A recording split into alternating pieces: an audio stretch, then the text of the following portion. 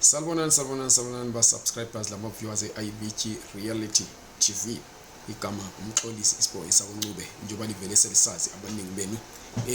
Kulombuzo engubuziweyo mina lapha othi wona kuliqiniso okungakanani ukuthi uMinister weHome Affairs uDr Motsoaledi usethethe njalo udaba lweZEP lolo aluziluzayo walusa eConstitutional Court.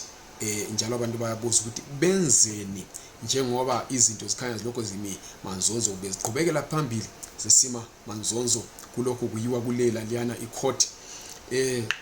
Yikho lokho ngifuna ukuthi ngikhulume ngakho ukuthi kuliqiniso yini ukuthi uMinister uye Constitutional Court. Ngibuye futhi njalo ngikhulume ukuthi kufanele ukuthi lenzeni lina njengabantu abaphethe ama-ZEP.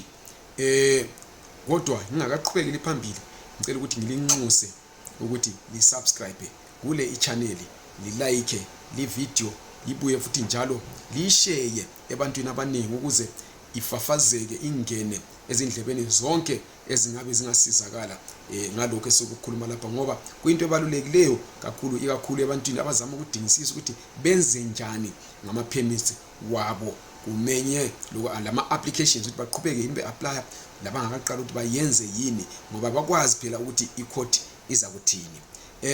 Okuliqiniso yilokho uMinister of Home Affairs liyakwazi ukuthi uDr Motsoaledi wathatha udaba lweZEP walumemezela ukuthi hayi iZEP ayisaqhubekeli phambili, isikhansilwa ngoba isimo esenza ukuthi ibe khona eZimbabwe ngo-2010 esenza ukuthi ibe khona ngo-2010 siyikuthi sesitshintshile. iZimbabwe ayiselalo uhlupho lolana ebilalo ngokwe-economy, izinto sezingane seziguqukile, kungakho akusadingakali ukuthi abantu babe belokhu belama-ZEP.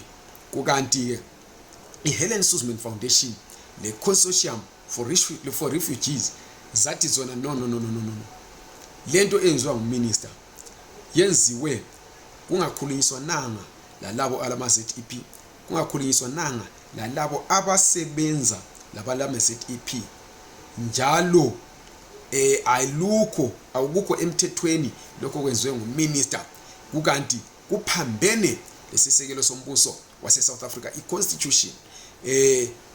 Bakhambisa ke lolu daba ecourt ePretoria High Court, lapho abafike banqoba ke phezulu kaMinister. uMinister icourt yamchitha yathi no, iHelen Suzman Foundation le-Consortium for Refugees ziqinisile, urongo wena Motsoaledi, lolu daba lwakho lolu alukho, yamchitha ke uMinister. Kuthe sokunjalo uMinister wabuyela futhi ku-Pretoria High Court wathi yena ufuna lokho kuthiwa i-leave to appeal the judgment, ukuthi udaba lolu lukhangeliswe katsha. Yamchitha futhi icourt yona le ebivele imchithe ngasekuqaleni. Wafunga uMinister ke wathi yena akangeke wahlala phansi, uthi yena icourt ingenele emsebenzini wakhe njengemember ye-executive. Uthi yena kumele kwehlukaniswe lokho kuthiwa i-separation of powers ngesilungu between umsebenzi we-executive okuyi-cabinet lo president kunye nomsebenzi wenkantolo okuyi-judiciary. So waya eSupreme Court of Appeal, yafika yamchitha. Ithe mayisimchithile uMinister useye eConstitutional Court.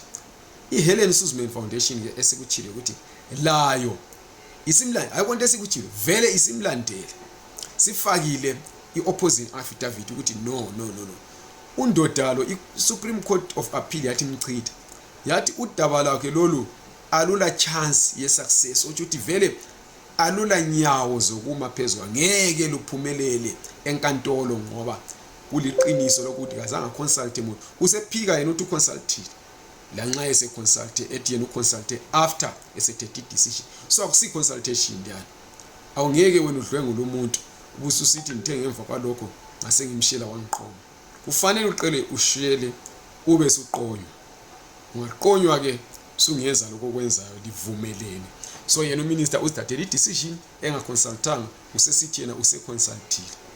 So silinde ukuthi lolu daba lukhulunywe i-Constitutional Court kodwa likhumbula ukuthi wafunga wathi yena ngeke ahlale phansi waze wagcina esesilwa esengumuntu oseyethusela abantu beHelen Suzman Foundation wathi yena vele lokho asebekwenza kuzofaka impilo zamaZimbabwean engcupheni kuzabaxabanisa nama-South Africans waze wathi yena walwela leli lizwe simzwe sekukhuluma nje abantu bezana uPF uMinister we-Home Affairs nyakenye kungakho udaba lumi lapho solusiya e-Constitutional Court silinde ukuthi i-Constitutional Court layo yenze lokho ekubona kufanele icho ukuthi ngubani uMinister uyakuthola into kwakudingayo kumbe layo iyamchitha mayingamchitha asikwazi ukuthi uzokwenza njani kodwa okusalayo ukuthi umbuzo wesibili njoba lichintshilo lifuna ukuthi liwe kwazi ukuthi lenzeni lime kumbe liqhubekele apply impendulo yami ithi lingami lutho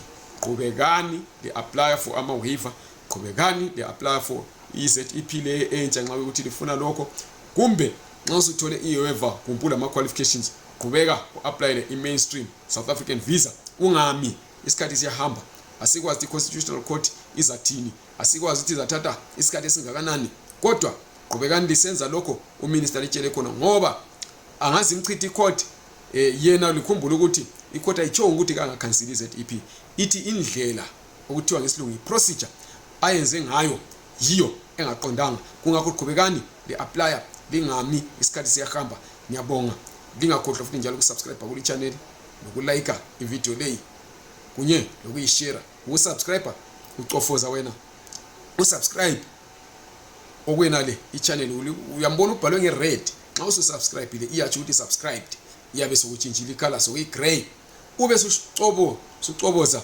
kumbe ngithi sufotoza ibhera eseceleni kuthiwa notification bell ukuthi nxa sesithumela futhi njalo ukutsha kumbe sisiya live unxuswe ukuthi uzobuka lokho kukhona okungakusiza bese ushare futhi njalo ukuthi labo abangabe bengabonanga kumbe bengakabi kwazi ngale ichannel babe kwazi ngayo labo banxusa ukuthi basubscribe babuye bazozitholela izindaba lapha zisachisa unenge okusazobuya kakhulu okungelani leZEP unenge osazobuya okulani leZEP sazokhona ezinye inhlelo ezinandi kakhulu lapho service interview yakhona abantu abahlukeneyo abantu from government abantu abalama ZEP kunye lama politicians kunye labo somabhizinisi elingasizakala khona labantu abaningi abahlukeneyo ngehlelo ezayijabulisa kakhulu siyabonga qhubekani lihamba lathi